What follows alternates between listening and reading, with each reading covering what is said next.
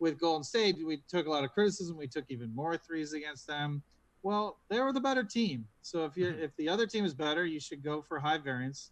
You should go for things. And yeah, people are critical because we missed a bunch of threes. Like I think we set some record of missing the most threes in Game 7. Well, yeah, that sucked in Game 7, although we stayed in it with rebounding. But we also have no chance of being in Game 7 against them to have a chance to beat them unless we play this high variance style that gave us a chance to beat them, even though they were materially better than us. Wow. Okay, that's interesting. Because I would say that's the exact same thing in chess, by the way. Especially when I play blitz against most people, I know what I have to do, what's going to work the majority of the time. But then when I play Magnus, like again, it's the same thing where you have to be almost perfect.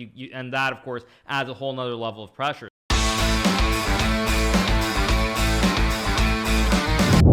I am Grandmaster Hikaru Nakamura, and I'm here with my guest, Daryl Morey.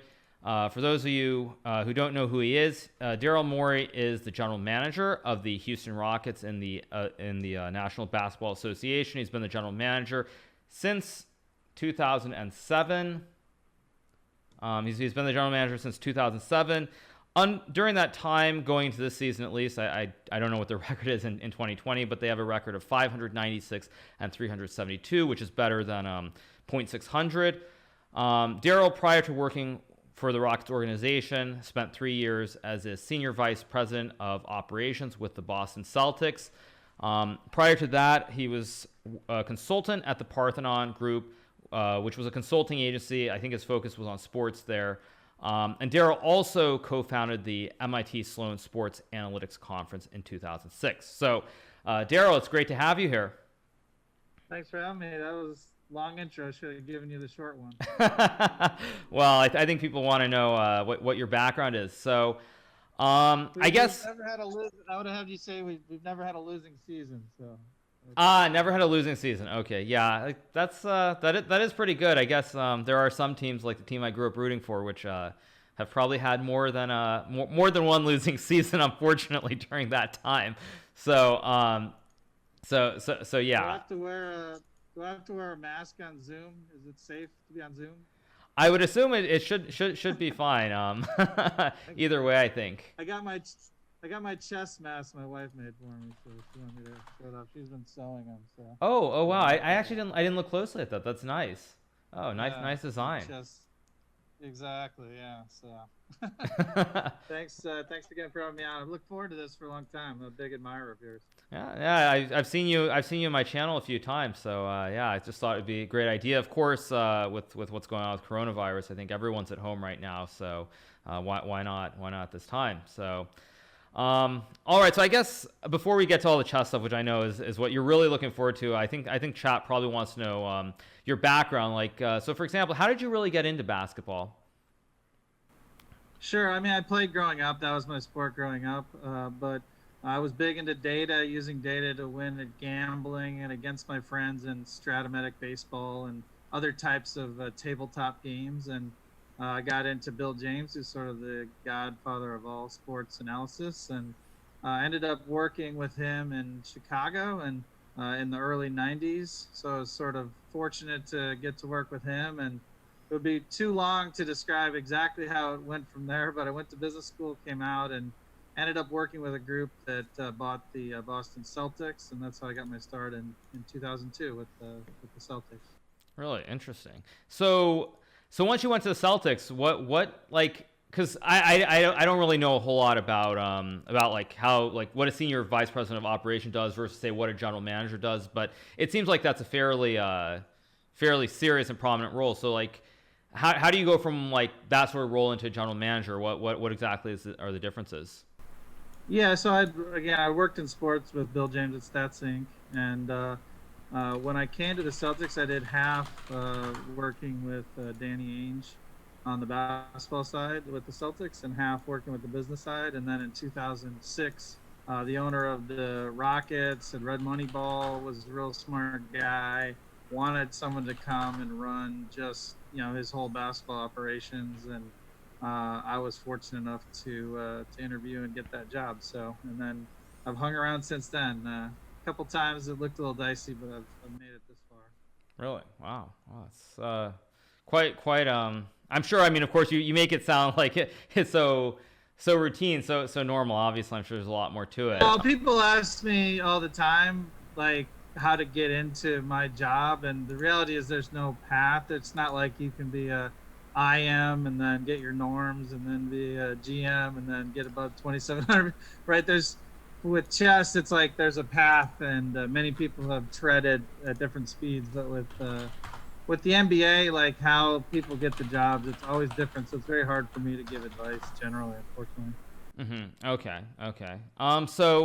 So as one thing that, like, coming from my background as a chess player, certainly, is that I've traveled the world a lot. I get to compete in many different places, and as a general manager, what sort of is a lifestyle like? I know I've seen some pictures of you, since we are friends on Facebook, that you've traveled places like Turkey. Do you spend most of your time in Houston, or do you normally travel a lot? Of course, times are different now, but like, is it kind of like that? What's sort of the balance? Quite a bit of travel, either with the team or seeing college or international basketball games, because my job is usually a year out or multiple years out. I'm focused more on that, so I'm looking for future players to join the Rockets. And sadly for me, United just gave me my million-mile thing, which they acted like it was this big thing, and I wanted Sam Elliott to deliver it to me, like, up in the air, but unfortunately all they do is give you a little card and thank you for being on their planes too much.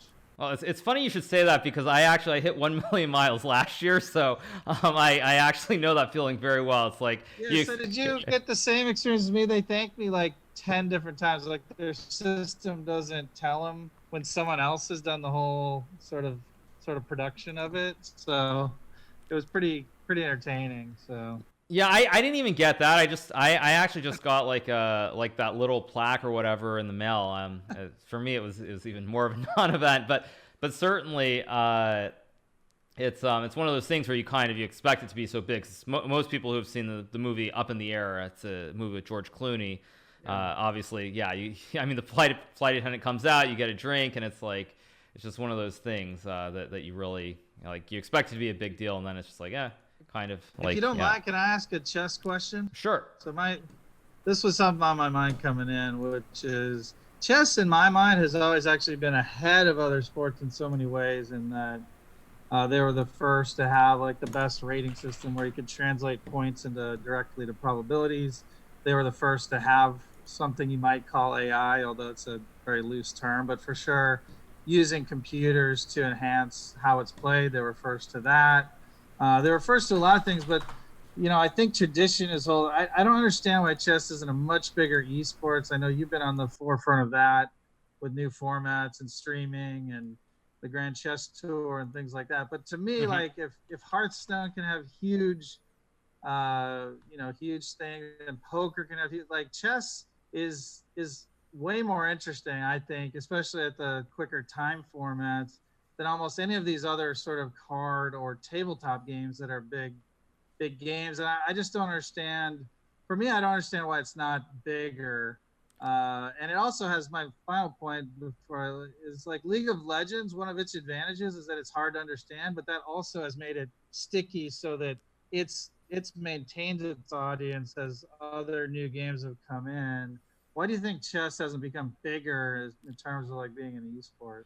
Right. So, I mean, I think there are many reasons for that. I mean, I think the first reason is there's the issue with computers, in that chess engines have made it so it's a very complete game, in that you have all the information there, and it's very hard kind of to avoid cheating potentially. I think that's one of the biggest issues in terms of why it's not big, why you don't have major events online. Because I think certainly if you could have a major event with 100 players online, it would be just as exciting as like League of Legends or Hearthstone, for that matter. So I think that's the first reason. I think in general, it's I mean, this kind of is one of those $1 million questions where if you can find the answer, I mean, it would be a big game changer. So it's not something where there's just like a clean answer. But I think it's hard because chess seems so simple, but it's extremely hard, and so people can't necessarily follow it in the same way. I think if you look at like League of Legends or Hearthstone, sure, it's complicated in terms of the understanding, but you still understand fundamentally what's going on. In chess, No, see, I don't agree with that. So, I'm part owner of a League of Legends team, Dignitas. Oh, I didn't And know when that. I first watched, and I played a little bit, not much, I mean, like the big battles at the pro level, you Mm-hmm. really can't. I mean, if you don't have good announcers, like which is coming into chess commentary, I do think, chess.com, Daniel Ranch and Robert Hess, and some of my favorite people, yourself, you comment sometimes.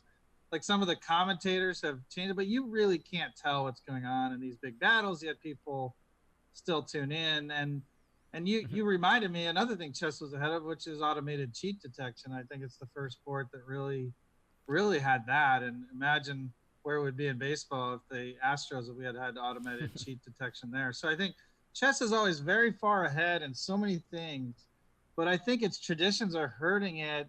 And that like take the world championship. I'm throwing too much stuff at you, but No, I'll no, let it's you fine. Mm-hmm. take the world championship.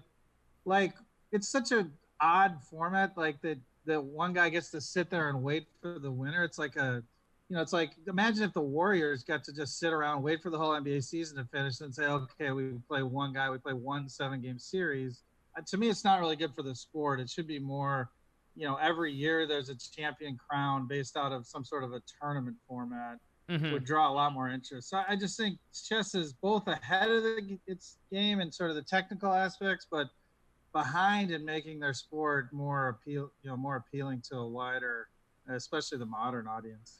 Yeah, it's very interesting now that you bring up that point because you're right when you think of how we determine a world champion, you're absolutely right. And actually, to that point, when you look at our formats for the Rapid World Championship or the Blitz World Championship, we actually just straight up have a tournament over a couple of days in Moscow at the end of the year. So, like for those tournaments, it is just a tournament that decides. Whereas the World Championship, you're right that basically the world champion who just sits there and waits, and everyone who tries to qualify really has to work extremely hard just to get to that point. And a lot of that, I think, is luck as well in terms of the Canada's tournament, who ends up winning it, because a lot of the critical games and results end up basically being a game that's decided on one or two critical decisions. So I think certainly the format, you're right, is a little bit behind the times. I think it's hard. I think in chess it's also very fragmented as well. So when you look at the major sports, I think when you have to plan a schedule. So let's just say I don't know what events are held in Houston, but there are a lot of events that have to be scheduled around. So it's not just basketball. You have concerts and other events in the arena. And I think with chess, of course, it's not other events in the same way, but with chess, you have so many organizers and so many different events that it's very hard for them to get together and agree and sort of talk to each other. And this happened last year where you had, I think, there were several times during the year where there were 4 or 5 tournaments in a row. So it's like, I think I played a tournament in Africa, and then I played a tournament in Moscow 5 days later, and then I had to play another tournament in like France. So I think a lot of it also is just the organizational skills. A lot of the people don't seem to communicate in the best way. And then in terms of online events, I think again it's similar. You have a lot of fragmentation. You have multiple groups doing different things. So it seems like there just is a lack of unity, I would say, between the organizers. What about adopting some of the ideas from like TSEC, where in tournaments the super GMs come in and start with the first 8 to 12 moves already set, and then they reverse colors on it. Wow, Is that kind of like because I think to me, like one of the things that there's so much memorization in the openings and things like that, and really what you want to get to, and obviously Fisher Random or Chess 960 gets at this, where you really just want to get to more of the instincts of chess, which is not to blow smoke, but I think that's one place where you excel, Mm-hmm. which is just in that area versus people who are just memorizing long lines and coming up with novelties and things like that.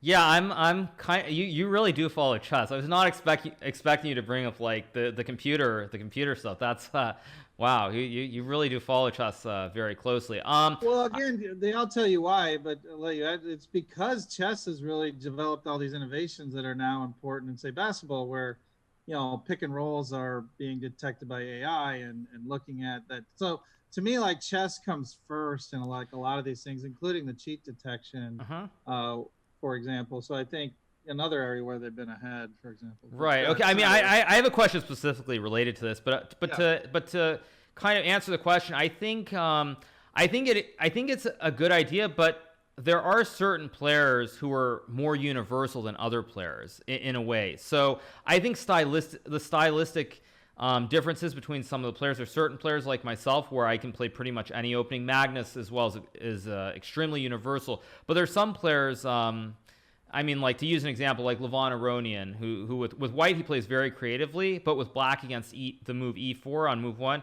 he always plays e5. So if you look at these matches between, I think it was Alpha Zero and Stockfish, they played a set opening. I think they played some games in the Najdorf, as I recall. I think this was like last year in December. There was a whole thing about it when I was there, and they played the Najdorf. But then if you have certain players who can't play some of these openings, they're at a very big disadvantage potentially, just because they've spent their whole life fine tuning a certain Yeah, opening. but if they knew the tournament format was that, then people would stop preparing in ways that are sort of more rote and for me less interesting. And Levon's a good example, a creative player. I think ahead of his time in the use of the H4 and basically breaking the rules that you learned when you were like a kid. When I was playing as a kid, like don't move the rook pawns and all these. That's to me, like, I loved the Alpha Zero moment. To me was like one of the most interesting moments, and it's going to sound crazy, in my life, in that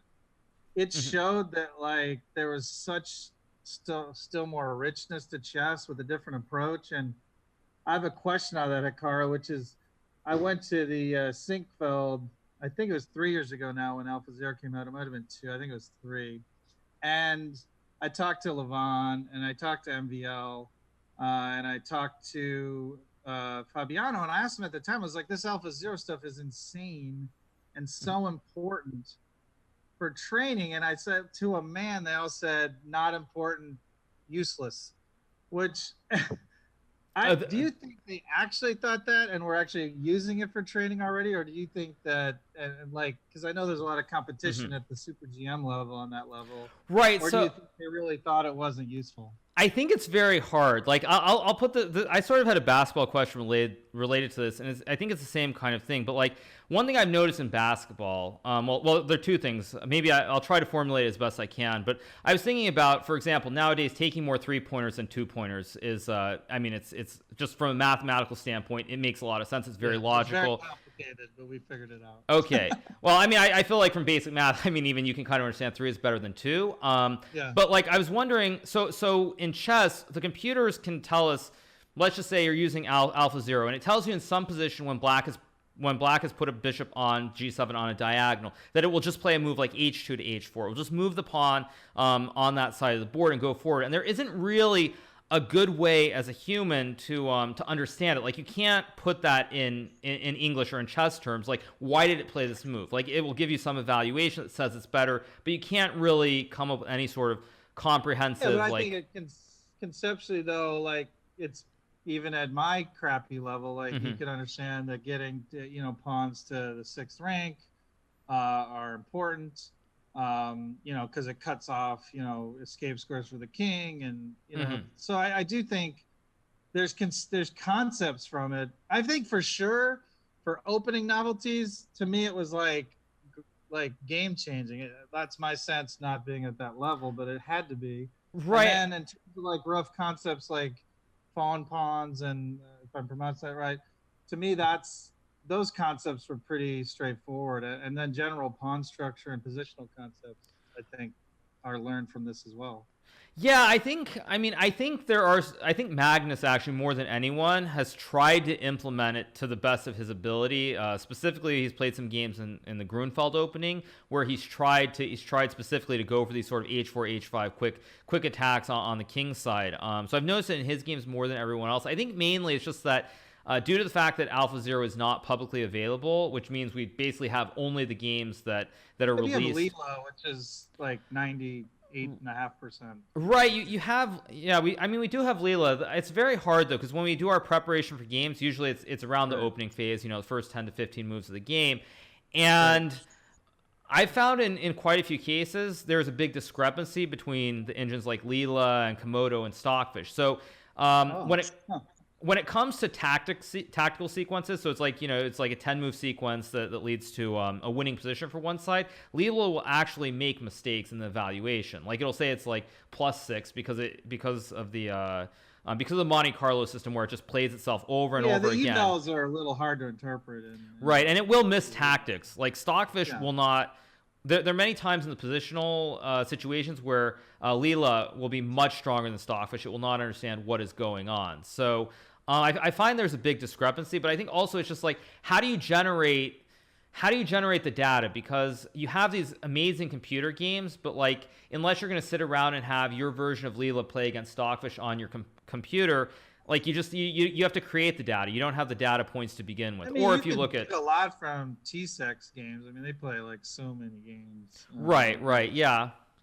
I mean, I think, I guess what I would say is, with top players, it's just one of those things where it's really hard, and you have to determine how relevant it is, how much time can you really put into it, and what are you going to learn from that information. I think it's very valuable, though, in terms of some of these concepts, like, getting the initiative or trying to attack against a fianchettoed bishop on the king side, these h4, h5, h6 ideas. Like, that is very thematic. It's stuff that we've always thought was true, but we didn't know it was true. So I think that has made a difference. But I think the big issue is just, it's very hard for us to understand what can you use, and what is actually important. So it definitely is important, but it's very hard for us to sort of discern what makes a difference. I think Nepomniachtchi was using some of these concepts in the candidates this latest round. I don't know if you looked at those games yet. Yeah, I've looked at some of those games too. So like, then I had a basketball question related to the same thing. So it's like, I think, what is it, like Second Spectrum, whatever, you have these groups that basically compile all these stats, and every team has, again, everyone has the same information, more or less, right? Well, now it's unfortunate for us, because we're in a competition just like you are against super GMs. You can call the other teams, most of them super GMs. I'm guessing a few we probably wouldn't call. We'd call more, not even IMs. But I would say that early on we had better data, but it was worse, and it was actually better for us to have worse data than no one else had. Then now everyone has better data. The good thing for us is that, there are still quite a few teams that they have the data, or they haven't even bought it, or even if they have it, they don't know how to use it. So that's helped us. Whereas your ratings sort of sift out any bad competitors, right? There's really no way to be above 2,700 without being like one of the best chess players that ever lived. But in basketball, you can have teams that are, still like pretty not run very well, and then the draft system props them up. So imagine in chess if, like, whoever lost the candidates next year got to jump right to the final and just had to be one person to play Magnus. It's basically like getting the top pick in the draft. It's worth so much. Right. So I was like curious then, when you talk about the analytics, like I was thinking about. So for example, with like teams like the Warriors, they take like Steph Curry takes a lot of threes from well behind the arc. Like, percentage wise, it would seem like that's not the right play. I was wondering if, like, computers, if there's certain things fundamentally about the game that like teams have learned from computers that like just shatter like the decades of what you thought was like how you're supposed to play the game, things along those lines. It's a great question, and it gets to, and even Richard Thaler, who's the Nobel Prize-winning economist, he's doing a whole study about this at MIT. It's like, why does it take so long for these things? So, to your point on 3 grading than 2, that's not really the insight. The insight that really became clear with the data was that, and it relates to your point on shooting from distance, which of course we have guys who can do that too. Eric and James can shoot from very far out. It turns out that once you're past about 5 feet from the basket, the farther you go out, you do decline in your percentage, but it's a very flat slope. Like, guys shoot from like 30 feet, not dramatically different than they do from like 7 feet. Really? If you can believe it, which is amazing, but it's true. Yeah. So from 30 feet, again, there's selection bias in the data, because, the only people who shoot from 30 feet have some ability to do it, right? Because you got to get a coach isn't going to let you do it unless he thinks it's good. And they can shoot that in the low 30s, which is very efficient shot still. from 7 or 8 feet, people shoot. I think the league average from 7 or 8 feet is like 42%, something like Okay. that. So it's a 12% drop for a 50% increase in points. Okay. And then there's other dynamics like rebounding rate and things like that. But one key insight with the 3-pointer versus 2 that nobody really gets, but was a big factor in why it's worth so much is, if you go 2 for 6 from 3, it's the same as going 3 for 6 from 2. That everyone can do that math. You get 6 points either way. But there's also one extra miss in the 3-point shot, and that extra miss can get rebounded somewhere between 20 and 35%, and then that extra possession is worth an extra point, roughly. Okay. So that boosts making 3-pointers worth more, even more. So actually, though, it sounds more though like with basketball, it's actually different than, well, not different, but like the insights. It's still, once again, it is the humans, like the computers compile the data, but it's still the humans who figure out what it is, as opposed to chess, where it is the computers teaching us like the new insights into the game, right? Correct. Yeah. I mean, if you could have though neural networks playing each other with robots, there's a Toyota basketball playing a robot, they would develop insights. To give credit to our ownership, they've brought up concepts like, we should just be simulating the game inside of a black box and see what comes out. We've attempted those things, but nothing comes out that is human understandable and usable generally. But it's the best thing right now is to take the data, take the AI understanding that comes the AI basically generates the data in our sport, and then you got to get like a forward-thinking genius like we have in our Coach D'Antoni, who can basically see the data, see how teams react, and basically develop systems in partnership that allow you to exploit it. And that's basically what we've done, and why we're playing without a tall player. The data really showed that was probably the best way for us to play, but in many ways it's a leap of faith. It's like going for an attacking line and hoping you're not going against Karpov or right. Yeah, I was kind of curious how it works, because I mean you do have to take that leap, right? Defenders in history, who are the best of it? Karyakin and Karpov? I don't know. Best defenders, I mean, probably, yeah, Karyakin's up there. I would say, yeah, Karpov is a very good position. I don't know if he's a defender. I mean, like, that's the thing. Like Magnus, for example, when he has to defend, he generally defends very well, but he doesn't get many bad positions. So it's hard to say he's like the best defender, because he just doesn't get bad positions. He seems like he's the best at everything except for bullet, where you're the best. So you're like you're the only chess player in the world who can say they're better than Magnus, I think. Yeah. Is there some Fischer random champ? Is there someone better at that? Yeah, well, I mean, actually, Wesley So did beat him in the Fischer Random World Championship. I think one thing, though, like I'm curious if this applies to basketball, because so when you talk about Magnus, I don't know if you've spoken to Danny or not about this, but I've spoken to the guys at chess.com. They've actually said that if you look at my games in Blitz Chess, over the board and online, as a percentage, I do play much higher than Magnus. But when we play against each other, my percentage goes way down. You're talking like move accuracy. You're talking about? Yeah, I'm saying that I play at a higher accuracy. Is that a mental thing? Because honestly, like I've seen that like anyone, because Magnus, arguably the best player ever, obviously. It's a little like in the NBA where it's provable that the current modern best player is better than Michael Jordan, for example. Mm-hmm.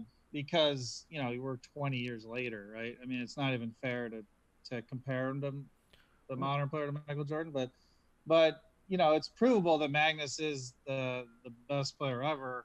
And in classical chess, absolutely, it's not. In classical chess, there's no question. So it's got to be, even at the super GM level, I would think people would get like, oh shit, Magnus must be seeing something I'm not seeing. Like, why is he giving me this line? There must be something, right? I don't know. Maybe you tell me. Like, to me, I get psyched out when I play someone at a much higher rating that like I'm missing something. Yeah, I mean, I think there are many things, and that's why I was going to ask if like the whole mental thing plays a role in basketball as well. But I think with most players, we've played Magnus many times, and one thing that Magnus also does, like he always plays great chess. Well, not always, but like much more accurate chess than most people, especially in classical. But there's some games that he finds a way to survive, or he draws a game or he pulls out a miracle win. And those actually happen a lot more for him than for anyone else. And I think with many people, when you have that factored in over many years with many of us, whether it's myself, whether it's like, I remember there was this game he played against Kramnik in London many years ago, also just down a piece, completely lost, and he managed to make an incredible draw. I think when you have games like that, it seems to get stuck in people's mind because those are like the one or two opportunities you have to beat him. And then, like, normally he just plays at a really high level, so you don't get those chances. And when you miss those opportunities, it starts, I think, to get in your head and affect you down the road. So I think that's a big part. He must be frustrating as hell because he seems like maybe the best end game player ever as well. Like he just seems. Oh, like... end games, yes, he definitely is the best understanding and intuition in end games. That's not even close, actually. Yeah, it must be. Yeah, and so this does happen in basketball, but I would say maybe obviously I'm not a player, so that's a better question for James Harden or Russell Westbrook or whoever. Like, I do know that like. And it's probably true of chess too. Like to make the pro level and to make an MVP level or be an actual MVP like Russell and James, your level of confidence is insane. Like, they just know they're going to win almost always, and it almost always becomes true. It's almost always true. So that the level of confidence you have to have. But I would say obviously we're going against Golden State. You do, and they to credit them, I mean, they almost for sure again have the best team of all time, the team that they assembled over the last 5 years, obviously until this year when they had injuries. So when you go in and play them, I mean, at every level, you have to play perfectly. Right. You literally can't take a possession off, which would be similar to you can't make any bad moves or blunders. And then on top of all that, you actually have to play slightly differently to beat them because, if you just play your normal game, grind it out, you're going to just get ground down. Like, so with Golden State, we took a lot of criticism. We took even more threes against them. Well, they were the better team. So if the other team is better, you should go for high variance. You should go for things. And yeah, people are critical because we missed a bunch of threes. Like I think we set some record of missing the most threes in Game 7. Well, yeah, that sucked in Game 7, although we stayed in it with rebounding. But we also have no chance of being in Game 7 against them to have a chance to beat them unless we play this high variance style that gave us a chance to beat them, even though they were materially better than us. Wow. Okay, that's interesting. Because I would say that's the exact same thing in chess, by the way. Especially when I play blitz against most people, I know what I have to do, what's going to work the majority of the time. But then when I play Magnus, like again, it's the same thing where you have to be almost perfect. And that of course adds a whole nother level of pressure. So I totally get. And in chess, like if I play Magnus or something, many times you do want to take variance. You try to make it messy, because if you lose, you lose. But if you do something that's not gonna make it imbalanced, it's just not gonna work. So it's interesting to hear that concept actually. Your Magnus matches are some of the most interesting matches you can watch anywhere, and I know you're probably frustrated because I think he's gotten the upper hand on you. Yeah. But honestly, when I watch you play, Rapid or Blitz or even Bullet, I'm not as big of a Bullet fan, but I honestly can't figure out how you'd ever lose, and then you play the only other person who I think seems to be at your level. Maybe West. Maybe West. I mean, who's third in Blitz in the world? And Blitz, over the board, I think it's hard to tell. Like online, there's probably like MVL is very good. I would say MVL probably. MVL I think is probably third best. Yeah. But I'm also so excited for MVL and candidates. Like I hope he can finish that. Now it's just like, what kind of a flawed process didn't have MVL in the damn field of 10? I know that there's like all these different ways to get in, but like if it ends in MVL not being in the 10, then something is messed up. Like it's just. Yeah, I mean, I think one thing that chess is actually, it's interesting because like I've never heard someone really say that chess is ahead of the curve in a lot of things, and like you're making me rethink everything because it's just it's very interesting to think about it, because I'm not used to hearing that. So, but one of the ways I think chess is behind is that the rating system has become it's so active now that you have the rankings published every single month. In the old days, it was every 6 months, then I think it was every 3 months, and now it's like, I mean, the next day you know what someone's rating is. And I think with so many tournaments, one thing that hasn't changed with chess is we haven't accepted that the ratings are, in a sense, the true measure of what your level is at the present moment. And so for that reason, we try to we try to have multiple ways that people can qualify to try to give everyone a chance. But I feel like for the most part, the ranking system is very balanced. We all play a lot of tournaments, and for that reason, since we're so active, we should all we should basically, it should just be based off the ranking system, in my opinion, because then when because we're so active, it's not like it's not the old days. It's different. Yeah, well, chess was ahead in that they were the first to use a system where you could directly translate points and probability, which was, elegant math, basically. But in terms of the structure for a sport, and we've studied this, at the MIT conference across sports, you want to have a balance. So you don't want to have something that's tilted too much towards people who just play a lot and gather points, right? And you don't want something that's just a pure probabilistic system, because it doesn't encourage active play and things like that, although just earning a living in chess has done that a little bit.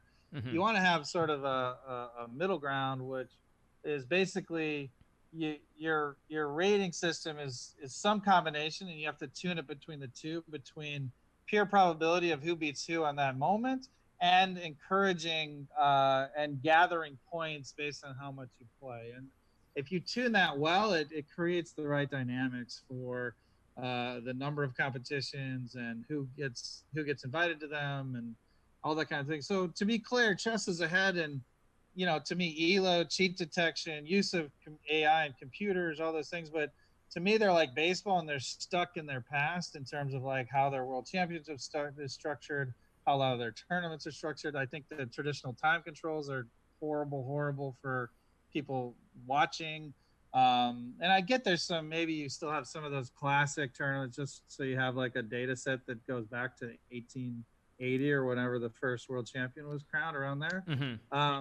But you really want to, someone's got to get at the top level and structure the sport better to drive interest, because frankly, chess to me is like the most interesting board game ever created by a pretty good margin. The fact that it hasn't been solved by computers even though it has no random element is super unique. It was really just chess and Go, and then among the major sports that have ever been invented. That's true.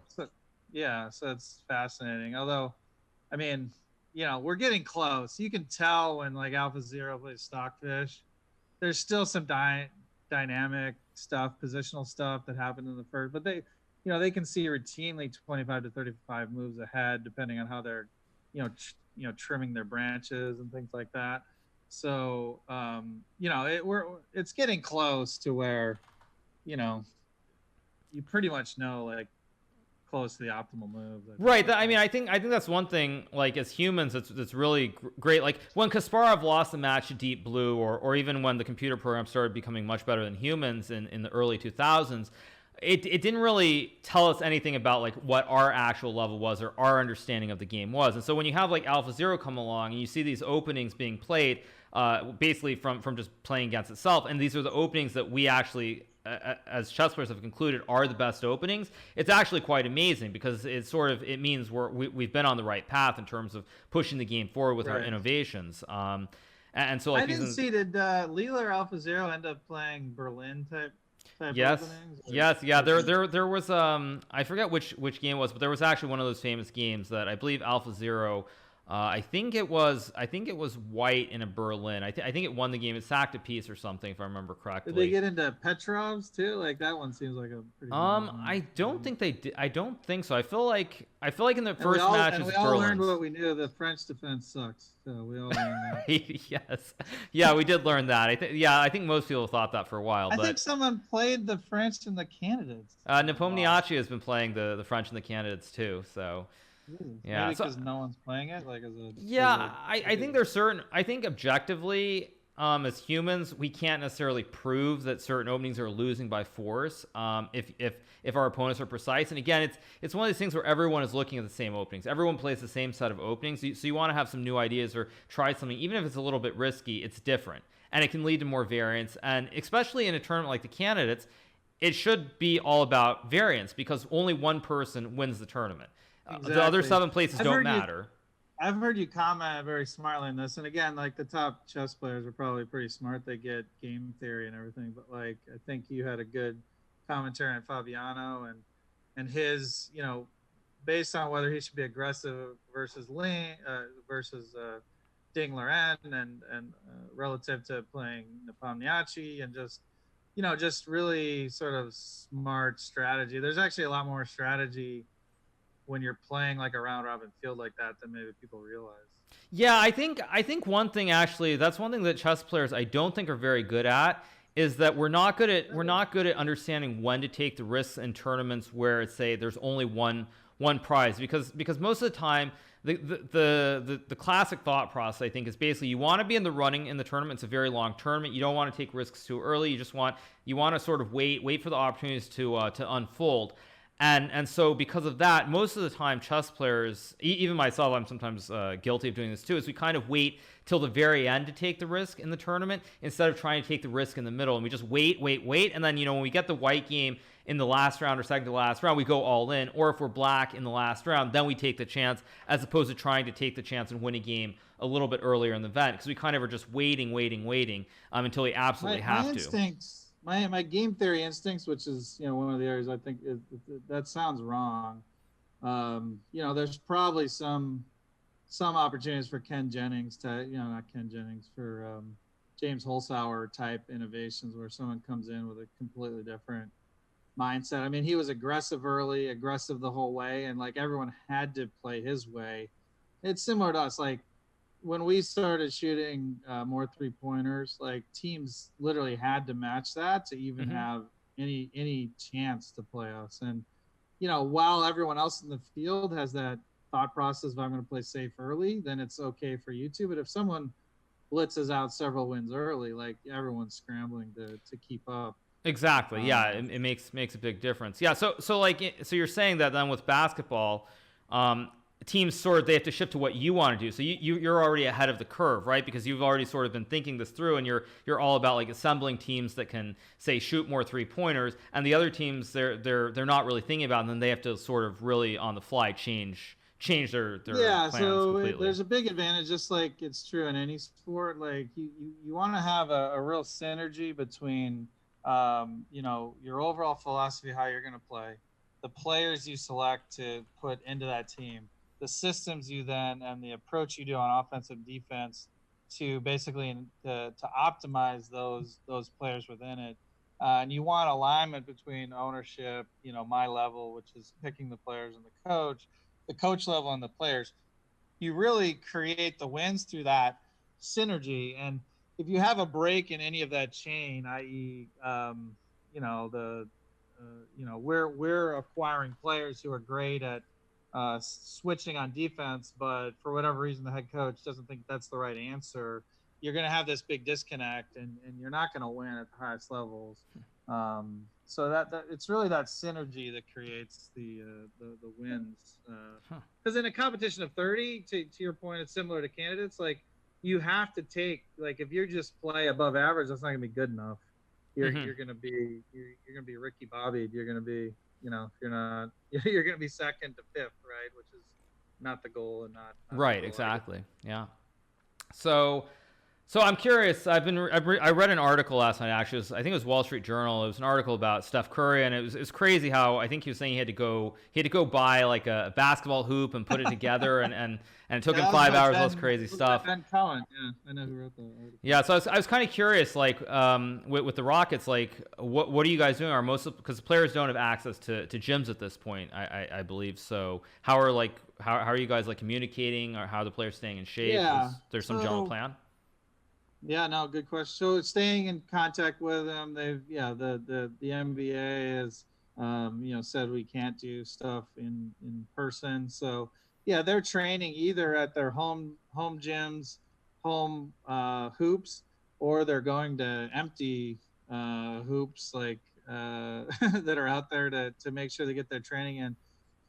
We're doing what we do normally during any time, which is like, how do we create a competitive advantage? It's a little hard to do that right now, but we're doing what we can, which is, our trainers, both on the basketball and on the strength and performance side, basically give them programs and with follow up and accountability and things like that. So that's what we're doing. And I do like that chess has really figured out that you can't, like, people think you can be in, like, you could be like a big fat guy and play chess, but honestly, like, fitness, it's been shown that fitness matters even in purely mental games, and I think the smart chess players have known that for a long time. I mean, I think that's one thing that probably computers changed, in fact, because, like, if I think back to when I first started playing chess in the late 90s, there were still a lot of grandmasters who were fairly big, or they chain smoked. There were a lot of players who had a lot of unhealthy habits. And I think as far as chess goes, because of computers and the amount you had to study and work at the actual board, people who just weren't really in decent shape, they just didn't have the energy to play these very long games. Because in the old days, you could play one opening for maybe a year or more, and that was good enough. But now, like, every game you have to evolve, you have to have some different strategy. And so because of that, even if you have a different strategy, you don't win games right away. You have to work really hard at the board to get the advantages and win. And that takes a lot of energy. So I think computers actually kind of led to that, weirdly enough. I mean, more than anything, but computers certainly, making people healthy. That's good. Yeah. You were the first super GM on Twitter, weren't you? I think so. On Twitter, I think I probably was, a long time actively, ago. Yeah. Yes. Yeah. So you want to? Yeah. So you want to start playing some chess? I know you've been waiting for it. Actually, very quickly, I'm ready. Everyone's gonna think I know a lot more than I do. Sadly, I sadly talk a good game in chess, but I'd love to. I haven't.